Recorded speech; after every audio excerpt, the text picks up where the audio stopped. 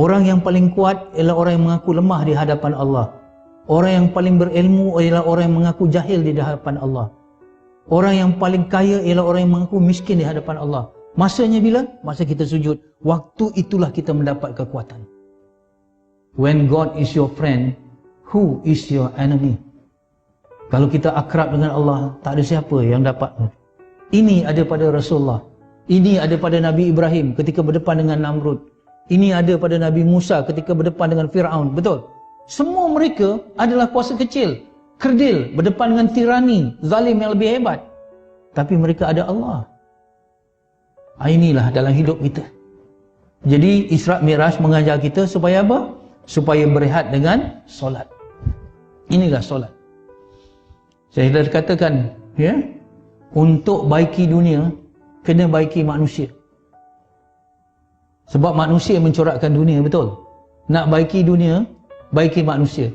Nak baiki manusia, baiki hatinya. Sebab hati yang kontrol semua perlakuan manusia. Untuk baiki hati manusia, baiki solatnya. Itu je. Baiki solat. Solat adalah kualiti kehidupan kita. Kita nak tahu kualiti kita hidup ni sekarang okey tak? Okey. Kualiti atau tidak? Oh, saya ikut okey. Sekarang pensioner, tak ada apa. Sekarang saya dah bekerja bagus, stable, semua well to do. Semua ada ini, ada ni. Kita kata kita itu. Tetapi dalam Islam, dengar ya, kualiti kehidupan kita dilihat pada kualiti solat kita.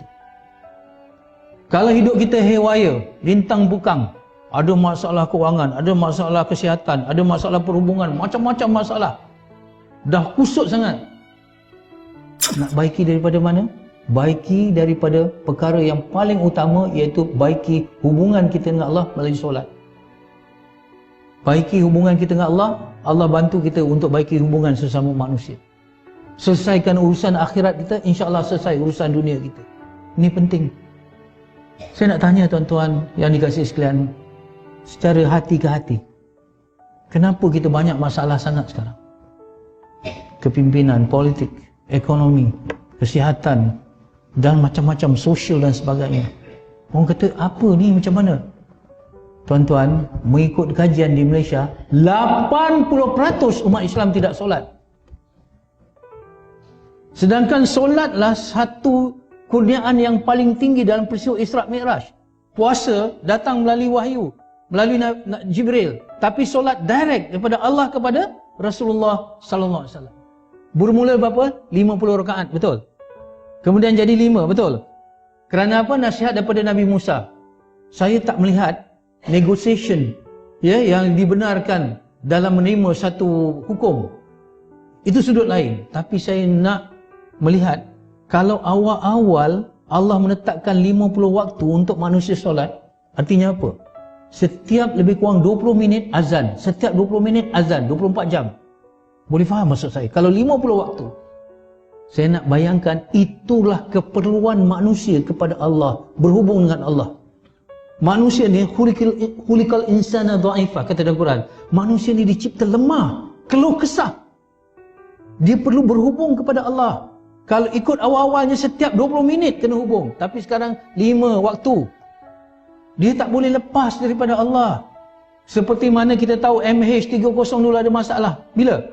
Bila dia lepas daripada radar. Bila dia tidak berhubung dengan menara kawalan, kita tahu kapal terbang MH370 ni ada masalah. Boleh faham maksud saya?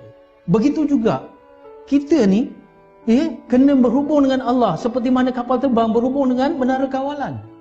Kalau kita tak berhubung, kita akan terbabas. Kita akan terhempas. Apa dia solat? Dalam surah Taha, Allah Subhanahu wa taala menegaskan, wa aqimus shalah lidzikri, dan dirikanlah solat untuk mengingatimu. Ya? Kita kena ingat Allah. Kita dengan zikrullah ni macam air pada ikan. Tanpa air, ikan akan mati. Tanpa zikir, hati akan mati. Bila hati kita mati, walaupun hardware kita, walaupun jasad kita sihat nampak, tetapi software kita dah lemah. Bila kaya tak syukur, kufur. Bila miskin putus asa, menderita.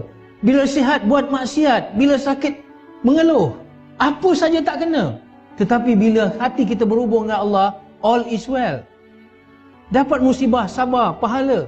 Dapat nikmat, syukur, pahala. dapat pemberian Allah banyak ini dan sebagainya, qanaah, berpada-pada. Subhanallah, inilah kata Rasulullah, kaya sebenarnya ialah kaya hati. Kaya hati apabila ada Allah yang maha besar di dalam hati kita, segalanya jadi kecil. Tapi kalau Allah tidak besar di hati kita, masalah akan menjadi besar. Jadi peristiwa Isra' Mi'raj, kita dapat solat. Sebelum tu tak ada solat.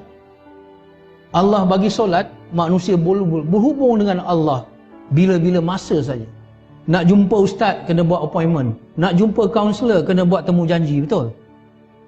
Jumpa Allah bila-bila. Ada masalah, Allahu Akbar, mengadu pada Allah.